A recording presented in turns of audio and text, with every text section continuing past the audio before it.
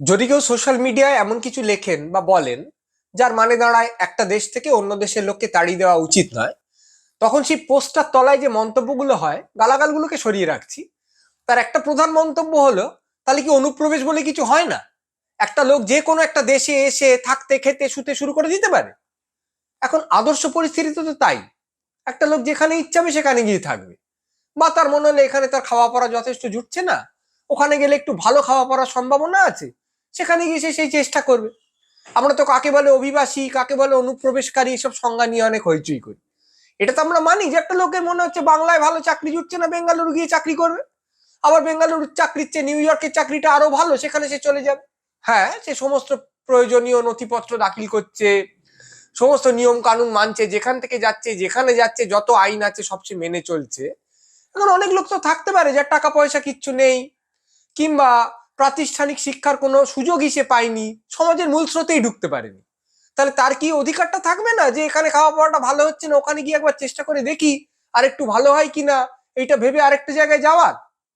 আর সে লোকটা যদি বিপন্ন হয়, একটা দেশে তার সম্প্রদায়কে খুন করা হচ্ছে, বাড়ি জ্বালিয়ে দেওয়া হচ্ছে, মেয়েদের ধর্ষণ করা হচ্ছে, সে প্রাণ হাতে করে কোনো মতে পালাতে পালাতে আমার দেশের কাছে এসে আশ্রয় চাইলো।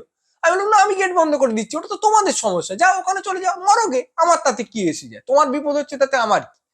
তাহলে তো সেটা একটা অমানবিকতা হবে।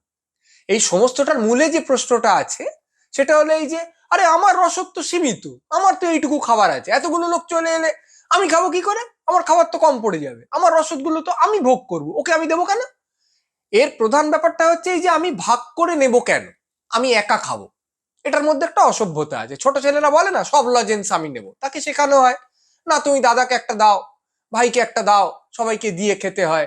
সেটা আমাদের শিখতে হবে, এটা সভ্যতা। দ্বিতীয়ত, এই যে কম পড়ে যাবে, আমার কম আছে, এই কথাটাই হয়তো ঠিক নয়। ওটা আমাদের মনে হচ্ছে কারণ হয়তো 1%-এর হাতে 40% সম্পদ আছে, সেই জন্য আমার মনে হচ্ছে যে আমার কম পড়বে। তাহলে সমস্যাটা অন্য জায়গায়, তার সমাধানটা অন্য জায়গা দিয়ে করতে হবে। আর আরো বড় কথা যেটা, সেটা হচ্ছে এই যারা আসছে তারা তো চুপ করে বসে বসে খাবে না, তারা তো সম্পদ তৈরি করবে রে বাবা।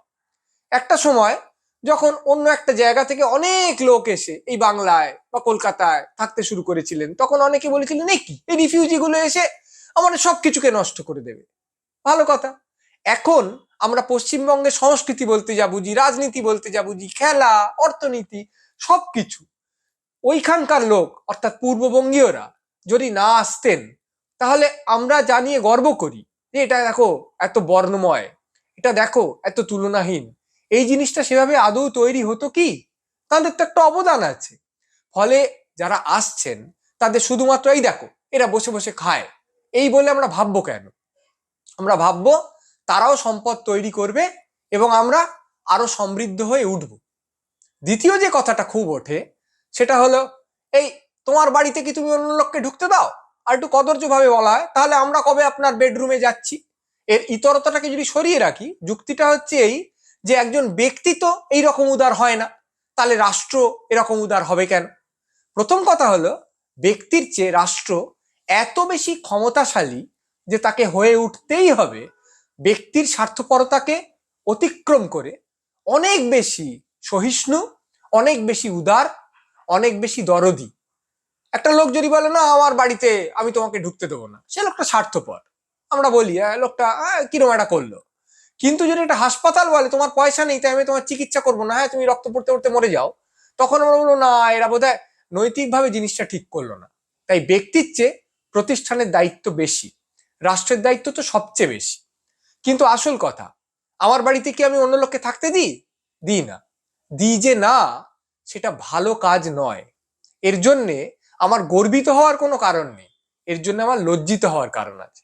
আমরা তো বুঝি আমার যদি একটা বিরাট বাড়ি থাকে, তাহলে যে লোকটার কোনো আশ্রয় নেই তাকে আমার এখানে থাকতে দেওয়া উচিত।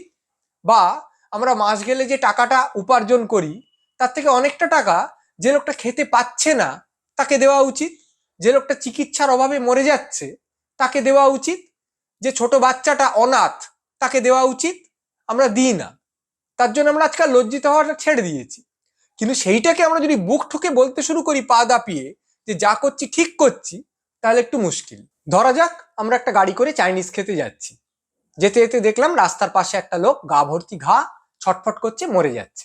আমরা তাড়াতাড়ি চোখ সরিয়ে নিই এবং আমাদের মনটা খচখচ করতে শুরু করে। হ্যাঁ, কারোর হয়তো 4 সেকেন্ড করে, কারোর হয়তো 6 সেকেন্ড করে, কিন্তু করে। করছে কেন খচখচ? কারণ আমরা বুঝি যে আমাদের প্রকৃত কর্তব্য হচ্ছে এক্ষুনি নেমে লোকটাকে নিয়ে হাসপাতালে যাওয়া, আজকে চাইনিজ খাওয়াটা মুলতুবি রাখা। আমরা তা করি না, কয়েক সেকেন্ডের মধ্যে নিজেকে ভুলিয়ে নিই।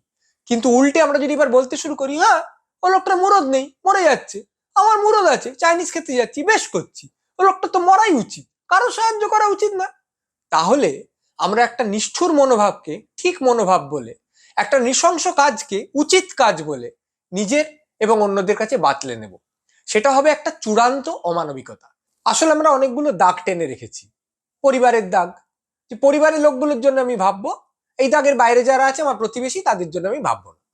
আবার দেশের দাগ, দাগের এইদিকে যারা আছে তাদের জন্য আমার মন ছটফট করবে, কিন্তু ওইদিকে যারা আছে তারা মরুকগে, আমার কিছু এসে যায় না। এই সীমাবদ্ধতাগুলোকে অতিক্রম করতে শিখতে হবে। উত্তরটা কিন্তু সহজ।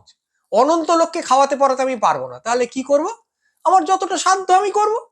2015 সালে যখন সিরিয়া এবং অন্যান্য দেশ থেকে বহু মানুষ এসে ইউরোপের দরজায় করাঘাত করেছিলেন, ইউরোপের অনেক দেশ বলেছিল, আমি যাই না, আমি বেড়া তুলে দিচ্ছি, ওইদিকে থেকে ওরা মরুক। কেউ বলেছিল, হ্যাঁ একদম খোলা আকাশের তলায় ওরা রাত কাটা, ঠান্ডায় জমে যাক, আমি কোনো বন্দোবস্ত করতে পারবো না। কিন্তু শেষকালে জার্মানি বলল, না আমি অনেক লোক নেব। আবার অন্যান্য অনেক দেশ বললো, ঠিক আছে আমি এতজন লোক নেব। এবার একটা দেশ সমস্ত লোককে নিতে পারলো না বটে, কিন্তু যতটা সাধ্য, এ এত হাজার, ও এত লাখ, এইরকম করে লোক নিল। এইভাবে চললো, তাতে তাদের অর্থনীতি ভেঙেও পড়েনি, দেশের সর্বনাশও কিচ্ছু হয়ে যায়নি।